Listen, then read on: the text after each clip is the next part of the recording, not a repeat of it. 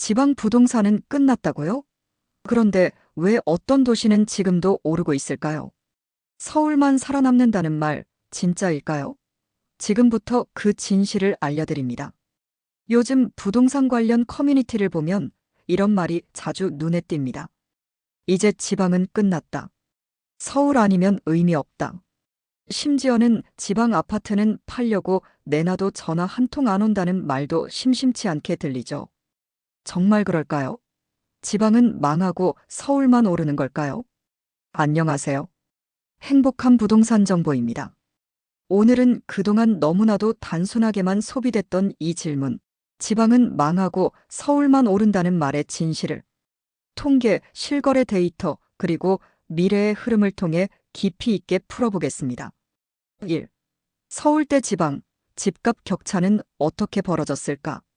먼저 최근 10년간의 서울과 지방의 집값 격차 추이를 보면 2013년엔 서울 평균 아파트 가격이 약 4억 원, 부산과 대구는 약 2억에서 2억 5천만 원 사이였죠.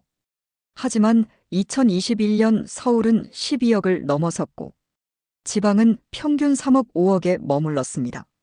불과 10년 만에 격차는 두세 배 이상 벌어졌습니다.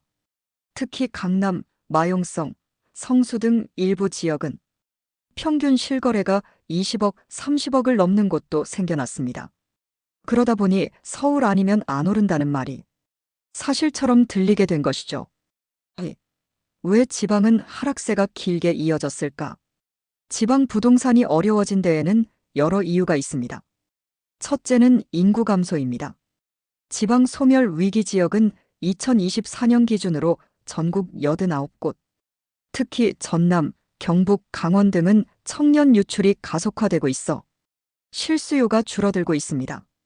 둘째는 공급 과잉입니다. 2017, 2019년 사이 지방 주요 도시에서 분양이 쏟아지며 새 아파트가 대거 입주했습니다. 이 때문에 전셋값이 무너지고 매매가도 급락한 곳이 많습니다. 셋째는 교통과 인프라의 불균형. 수도권과는 달리 GTX, 지하철, 광역버스 등 교통망이 부족해 실제 출퇴근 수요가 제한된다는 점도 큰 약점이었죠. 3. 그런데 정말 지방은 끝났을까?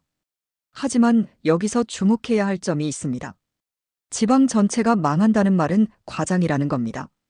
통계청이 발표한 2024년 1분기 실거래 데이터를 보면 서울은 대부분의 지역이 거래량 감소와 가격 보합세를 보이는 반면 울산, 천안, 창원, 전주, 춘천 등 일부 지방 도시는 회복세를 보이고 있습니다.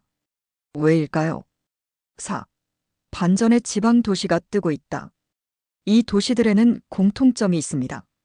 대기업 유치 또는 산업단지 확대, 옛 창원 방산 산업 특화, 울산 수소 에너지 중심 도시, 교통 호재, 옛 천안 아산 수도권 전철 확대 및 GTX-C 후보지, 교육 및 정주 여건 개선, 전주, 춘천 등은 국공립대와 의료 인프라가 발달하며 실거주 중심 수요가 꾸준히 유지되고 있습니다. 즉, 수요가 줄지 않는 지방은 되려 반사 이익을 얻고 있는 셈입니다. 5. 지방 투자. 이 세 가지는 반드시 보자. 그렇다면 지방 부동산 정말 끝난 게 아니라면 어떤 기준으로 접근해야 할까요? 인구 구조 확인. 청년층 비중과 유입률이 낮은 지역은 피해야 합니다. 직접 가서 확인. 공실률, 상권 분위기, 유동인구는 직접 눈으로 봐야 합니다. 교통계획과 기업 입주 계획, 도시계획도와 지방자치단체의 공고는 정기적으로 체크해야 합니다. 6. 서울만이 정답은 아니다. 물론 서울 부동산은 여전히 강력한 매력이 있습니다. 특히 학군, 인프라, 보장된 수요는 여전히 강하죠. 하지만 진입장벽도 동시에 높습니다. 20억 이상 대출도 어려운 구조, 취득세, 보유세, 종부세 등 강한 규제도 여전합니다. 그런 의미에서 서울은 보유, 지방은 기회라는 말이 2025년 현재에도 유효하다는 분석이 나옵니다. 7. 실수요자와 투자자의 접근법은 달라야 한다. 만약 여러분이 실수요자라면 무조건 서울을 고집할 필요 없습니다. 지방 중에서도 입지 좋고 커뮤니티 안정적이며 자족 기능이 있는 도시는 충분히 대안이 됩니다. 실거주 만족도가 높고 생활비도 줄일 수 있으니까요. 하지만 투자자라면 기준은 더 엄격해야 합니다.